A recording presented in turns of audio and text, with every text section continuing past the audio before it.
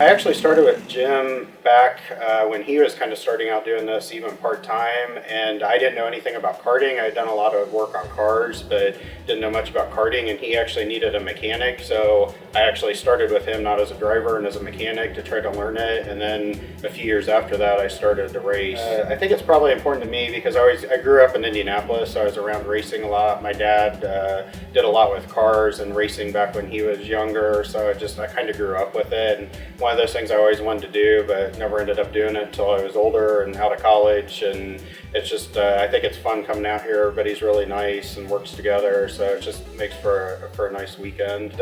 What gets me pumped up, I guess, would be when you're out there for the start. It's kind of very intense, and when you're usually bumping as you're starting and having all those carts when you're an inch off the ground and bumping into each other going into the first turn makes for pretty exciting times. It makes it unique would be Jim and how he handles. He really tries to make sure everybody has a good time and make sure people learn and not just send them out and not know what's going on. That we try to be hands-on and try to help people learn and get better and take a lot of new people that haven't done it before and make them better. So I think that's kind of unique compared to a lot of the teams that maybe more focus on established drivers or that only want to race at the top level, that type of thing. Everybody chips in, either the drivers, the crew members, Jim, if somebody comes in crashed, you'll see people swarm the carts to fix it, or we all work really good together sharing